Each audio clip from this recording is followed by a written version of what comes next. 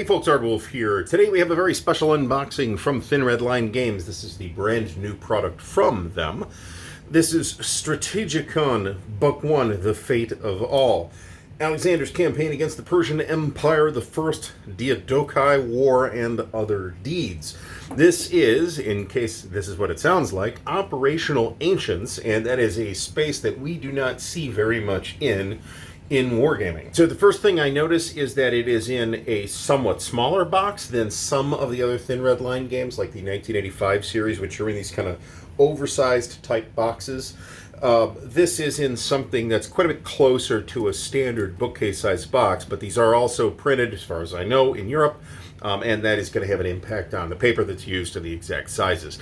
This will totally fit on a shelf, but I do notice that there is no trade dress on the sides of the box, and in fact, nor on the bottom of the box. So I'd say this is pretty close to a standard-sized wargame box, but in like a landscape format, which is something else we've seen in previous Thin Red Line games. I've been pretty excited about this since it was announced, so I'm fairly happy that that's the case. So let's open her up and see what she looks like inside. As I mentioned, Operational Ancients is a space that we see very little action in war games. One of the examples of that, though, is an old game from SPI called The Conquerors, which was a Richard Berg design. And I'm given to understand that that is one of the inspirations for this game, although it departs from The Conquerors. I think it's some ways that are going to be obvious even just from this unboxing. So we got a bundle of baggies. Those will get used somewhere. We got two 10-sided dice, and they're pretty nice 10-sided dice, but there's, nothing like amazing about them. There is a little bundle of fate cards. I don't know what these are, but we will take off the little band and take a quick look. And it looks like it's about 30 of these, something like that. These sure look like just events, which is fine. I think that the first thing that I'm going to do is drop a map on our surface here so you can have some idea of what the map graphics look like. And spoiler, they're very nice. Not sure who the map artist is, but like some of the other Thin Red Line stuff, this is on a paper stock that feels pretty unusual. The paper stock has kind of a satin, silky type finish. It's really rather nice. And here, of course, we can see we've got Greece and parts of Asia Minor and stuff like that. Now, in addition to this map, and just, I guess to say this, I think this map looks really good. We got another map here, and in fact, we got 5 maps total. So, and I think they're all single-sided. I don't know what the map layout looks like here, but we can see that this is the one that's going to go directly south of the one we got on the table. We got Crete here and all the way down to Egypt, which is pretty neat. And, still, all the maps look nice. So we have 5 maps total. These are close to, but not quite identical to, the U.S. standard-sized wargame map at 22 by 34. Next, we have The Fate of All Strategicon. This is very thin. This is, in fact, an 8-page booklet. This is a comprehensive example of play. So that's really nice that is here. And it's, it's cool that it's in its own separate book, too. I don't really care. As long as it's there, I'm happy. But I didn't expect that. We do have 2 other booklets, the Rules of Play and Scenario and Designer's Notes. And then 2 other booklets, which are the Charts and Tables booklets. So the only things I have from Thin Red Line are the 1985 series, which I have not played, but which I am tentatively fairly impressed by. This is very similar in terms of overall production quality and stuff like that, as in the 1985 games. Instead of a player aid card with charts and stuff, there's a booklet. It's quite a bit thinner in this case than it is in the 1985 games, which are quite complicated. These are relatively compact in comparison. This is a 24-page rule book, It is full color on a satin finish paper, and it's an A4, A5, or whatever the European paper size is here. And we can see we've got what our counters look like here. There are both land and naval units. We'll look at the counters in a second. Not a huge number of illustrations in here, but still looks pretty good. And I'm not seeing anything like objectionable about this layout personally. Somebody's going to complain about this layout, but it won't be me. I think it's fine. The important thing, after all, is that I can figure out how to play the game. So, 20 pages in the Scenario and Designer's Notes book. Now, The Conquerors was a pretty interesting piece of work. It was kind of a two games in one, a Greek game and a Roman game. This is only the Greek game. And it's basically the same topic as the Greek game, I think, but not necessarily the same rules-wise. I mean, at a glance, it's different from The Conquerors, which I also haven't played, but I have also looked at, and actually kind of impressive. So we've got 4 scenarios. Here's some designer's notes. He's going to talk about his sources in here too, which is great. And we do have a bibliography with both classic and modern sources and 2 historical simulations. Richard Berg's The Conquerors from 1977 and Mark Herman's 2014 game, Great Battles of Alexander. Now that is an interesting piece of work right there. That is the very first game in the Great Battles of History series, and I happen to have a copy of it. Interestingly, later games in the series were all credited to Mark Herman and Richard Berg. Sole credited designer on the first version of Great Battles of Alexander, at least, is actually just Mark Herman. Richard Berg was the developer. And of course, he's the designer of The Conquerors, too. So we've got some very good inspiration there, is what I'm seeing. Now, one of the 5 maps, I'm going to point this out because we're going to see more of this in a second here, is the battle map.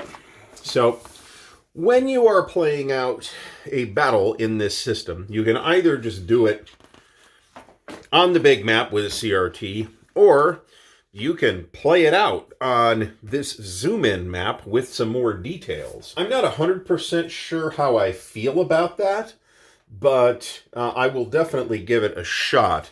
And we can see here, actually, that like the main operational game is pretty much 16 pages of rules, and then the tactical combat game is pages 17 through 23. So there is kind of 2 games in one here, and I think the river in the middle is just, you ignore it if you're not playing where there's a river. In addition to that, we have some player aids. This looks like a conference map to me, one-sided. The Macedonian hegemony and the Achaemenid Empire. I may or may not be pronouncing that accurately. We've got a Persian force display, a Macedonian force display, and a calendar card, which has a turn record on it here. There's potentially multiple years of play here. We got 336 BCE to 330, and then 323 to 319, and then you've got 12 monthly turns. I'm not sure what these satrapies alignment is. This may be a display for counters, or it may be a display for, it looks more like a political display to me, or it may be a display for those cards that we saw. That is actually all the player aids, but don't forget that we also got these charts and tables books, which are also landscape format.